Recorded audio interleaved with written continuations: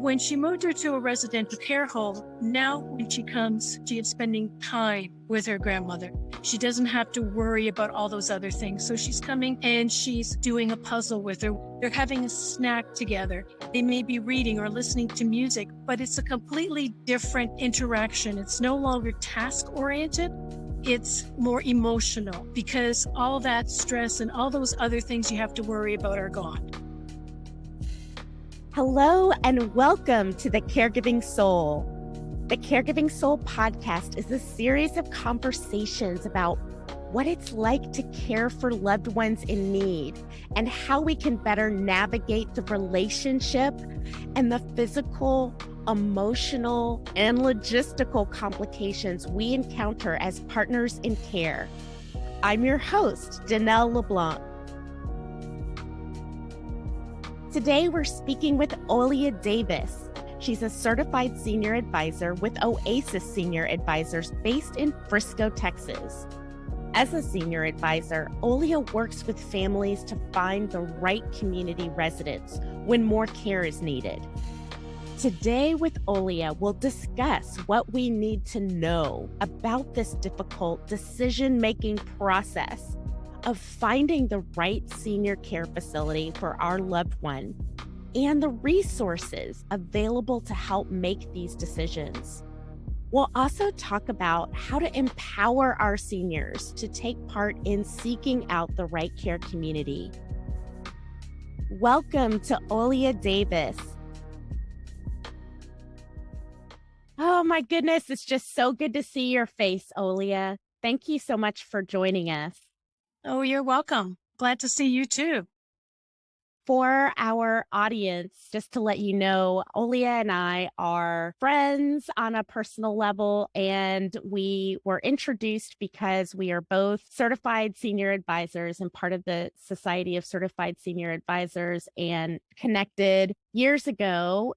I'd love for our audience to get to know a little bit more about you. Can you share what your 3 core values are and how do they connect to working with older adults and caregiving for you? Sure. So my 3 core values are compassion, knowledge, and integrity. When families are going through the period where they need to provide more care for their loved ones, it's really stressful and overwhelming. Most of them have never done this before. This is a new experience for them. They need to work with individuals that have the knowledge of the senior living industry, but also knowledge of other related needs. For example, I'm working with a family right now that is looking into assisted living.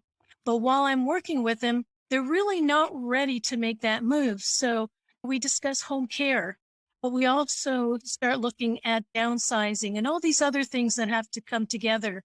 Knowledge and having referral sources and knowing what's needed is really important for what I do. I'm so glad you brought that up. That is a really important point. Knowledge about all of the associated challenges and concerns that families have when they come to you and they're starting to consider the possibility of a move to a community care home setting. Like the downsizing, that's huge because a lot of times there's that pre-transition that happens before someone actually needs to make a bigger change. What are some of the signs that indicate more help is needed? You probably know this, but 70% of seniors want to age in place. They want to stay at home, but reality is it isn't always safe to stay at home. And there are signs that families can look for. One is signs of weight loss. There may be enough food in the house, but the senior may not be eating or not getting enough nutrition. It's important to stay on top of their weight and make sure they're getting the nutrition they need. And then there's hygiene. When was the last time they took a shower? Are they wearing the same clothes day after day? Is the shower safe for them? Are they afraid of showering because they're afraid of falling? And we see more and more seniors doing less because they're afraid of falling. Safety is a big issue.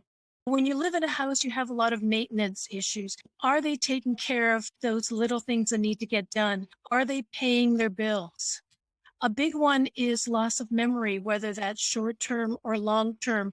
And there just may be little signs. And a lot of us contribute that to aging. I often say, I don't remember this because I'm older. But there are signs of moving in the direction of having some cognitive issues. There's also signs of demeanor changes. Emotions change during the day. They may be sad one minute, disappointed the next, irritated the third. All of these are signs that something is going on. One of the other indication that's important is how eager is the individual to see their friends? Are they still going to church? Do they want to go to church? Do they want to go to their family for a dinner? Are they isolating themselves? All of those things are important. A lot of families do a really good job of calling their loved ones, but they ask questions like, how are you doing? Did you have something to eat? Did you take your medication? And the senior doesn't want to burden their kids. So of course the answer is yes, I'm fine. One of the important messages that I can get across is we have to have eyes on our seniors.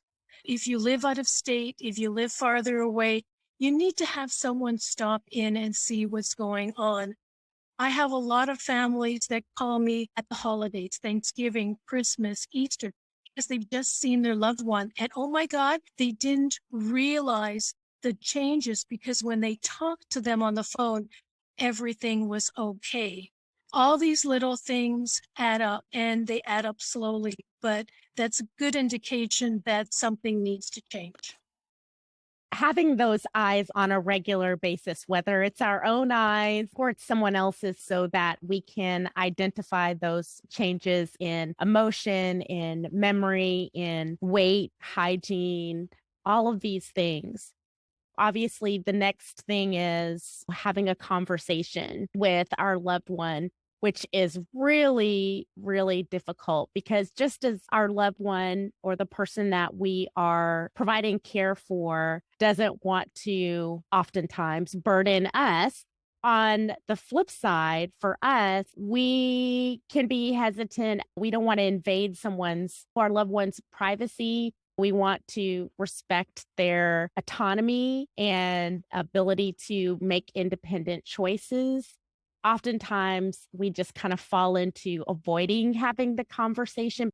What recommendations do you have? What are the important considerations when we have that conversation about potentially moving to a senior living facility?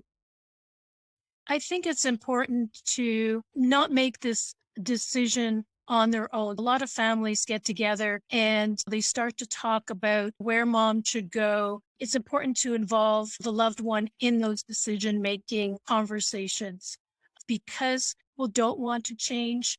They don't want to move. Sometimes the family has to make those decisions for them. But some of the important things that you have to look at when you're thinking of making the change, one is financial. What is the budget? What's the availability of funds to make this change? What other sources do you have to tap into? Because that's going to determine what options you have. The other thing you have to talk about is the levels of care. What kind of care do they need? Can a community take care of those needs? All of these things are points that have to be discussed when you're looking at moving to a senior living community. Location is another one. When you're looking at moving, sometimes the children aren't where the senior is. Does the senior stay in the city that they are where they feel comfortable, or do you move them closer to son, the daughter, the grandchildren?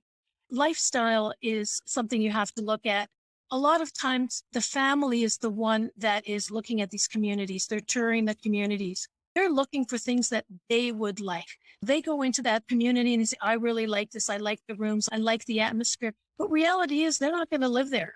Sometimes our parents are looking for something completely different. We have to get our loved ones involved in any kind of decision so that they are making the choice. Sometimes you have to give them choices to get them to make a decision. That's huge. What feels like a good choice for us isn't necessarily what feels like home for our loved one. Asking those questions like, what makes you feel at home? And you mentioned location as well, which seems like a no brainer, but the difference between half an hour and 10 to 15 minutes is really significant when you anticipate visiting on a regular basis. Location is huge.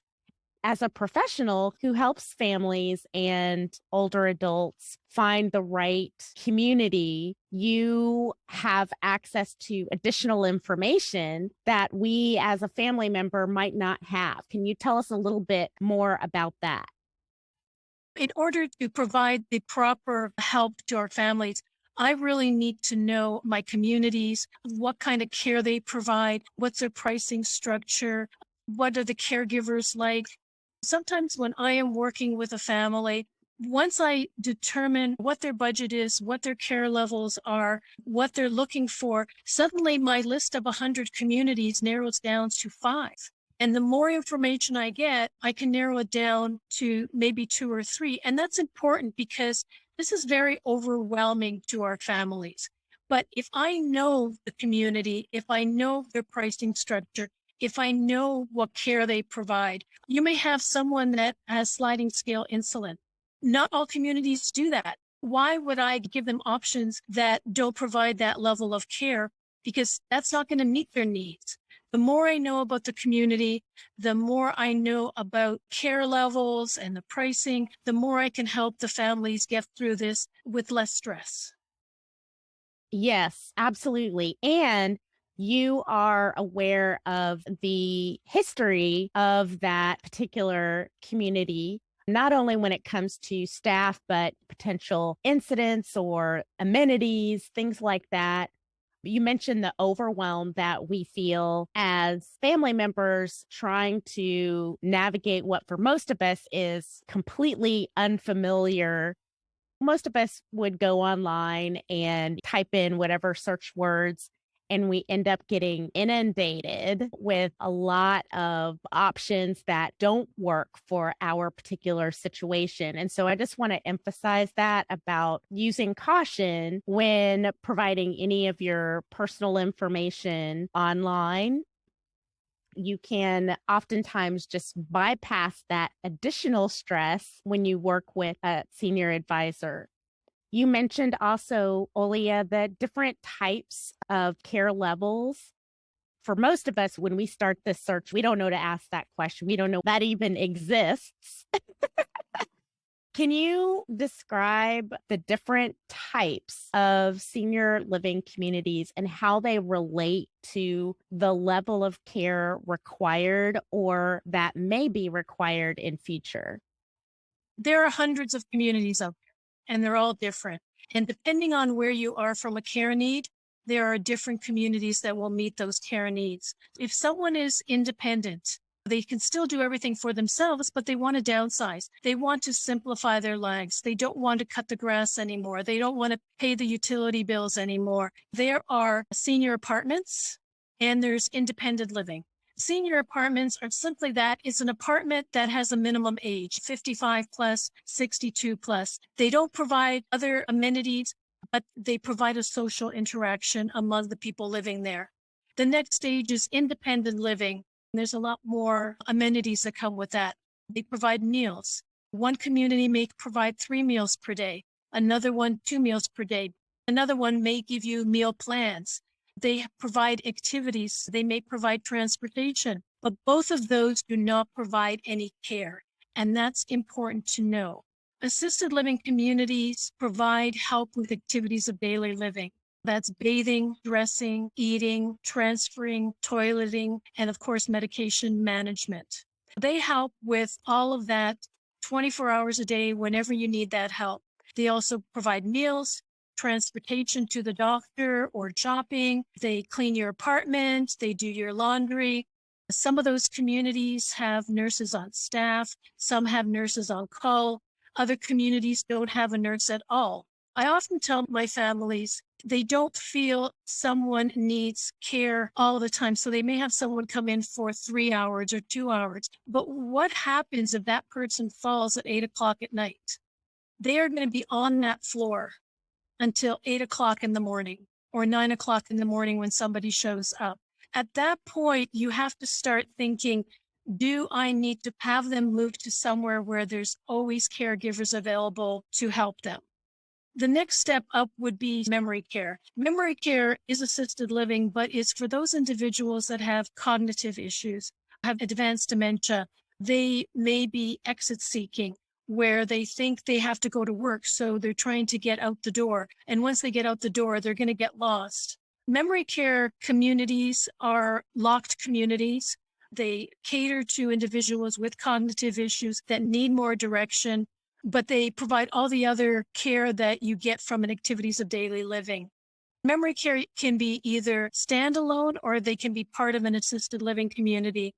Often when I'm dealing with an individual who is looking to move and they have mild dementia or moderate dementia, they can still successfully live in an assisted living. But what I try to do is encourage families to move to a community that also has memory care so that if in the future they need memory care, they can transition within the community and they don't have to look for a completely new community and environment. Those are some of the things I take into consideration when I'm working with families to find the right fit. In the state of Texas, we also have residential care homes. A residential care home is a home in a residential area. So it could be your neighbor, someone across the street that has converted it to a care home. They can be licensed or unlicensed. If they're licensed the same way as an assisted living. If they're unlicensed, they have a maximum number of residents that they can have. They have 24-hour caregivers. They provide all the helps with the ADLs. They provide meals. They clean. They do the laundry. When you're looking for an assisted living, you really have to look at the individual that you're placing. Would they feel more comfortable in a smaller environment of 3 to 5 people? Or do they need to be in a larger community where they have their own apartment, but they have a lot of interaction with 100 other individuals? So when they go down to eat, they're going to a dining room. And there's a place for both of those. It really, really depends on the individual, whether they're social, what kind of care they need, and where they would feel safer. Even best case scenario, it's really, really stressful. We're so worried about making the wrong decision. What questions can we ask to help determine quality of care? When you're looking at communities, there's a couple of questions you can ask. One is, what is the staff to resident ratio? You want to find out that ratio during the day and at night. What that means is if you have 20 residents and you have 2 caregivers on staff, then your ratio is 10 to 1. 1 caregiver to every 10 people. Or if they have 4, it's lower than that. That's one thing you need to understand because that's going to determine how fast or how much care you can actually get. Another thing I have my families always ask is, what's the average response time?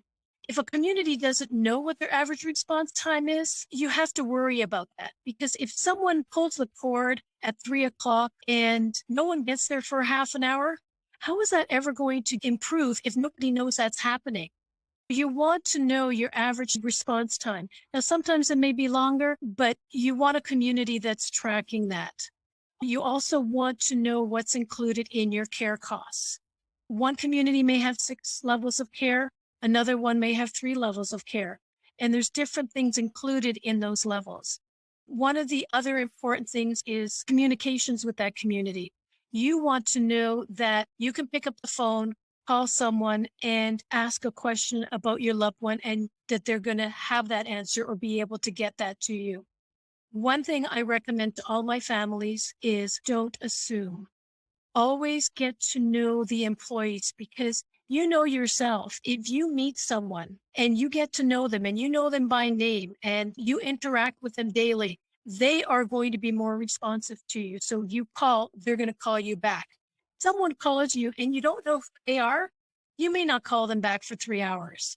But if it's Susie, who you've talked to yesterday and you saw the day before, there's more of a chance that you're going to be more receptive to that call and get the information that you want. Yes, building that relationship introducing yourself, getting to know the staff members also gives us a feel for what it's going to be like for our loved one there. It's twofold. Olia, you were talking about the differences in cost of care depending on the level of care being received in the community. And obviously, this is a huge factor for many of us in whether or not we even consider a senior living community at all, or which one we may choose. It may be that, okay, this one that's 10 minutes away is the best fit in every way except for the out-of-pocket cost. Can you talk to us a little bit about our options to help pay for the cost of care? The first thing I want to mention is when we talked about most assisted living have levels of care, there are a few communities in the area that are all inclusive. What that means is that there's no levels of care. The price you come in at is the price that you're going to pay even if your care increases. Those are good options for those individuals who are on a strict budget. They can only spend $4,000. They can't go a penny over $4,000 because they just don't have it. Finding a all-inclusive community or a residential care home, because residential care homes don't have levels of care. They're all-inclusive. The prices for the all-inclusive, they may go up from a cost of living perspective on a yearly basis, but they're not going to go up significantly from a care perspective. That is one option you have when you're trying to manage your funds.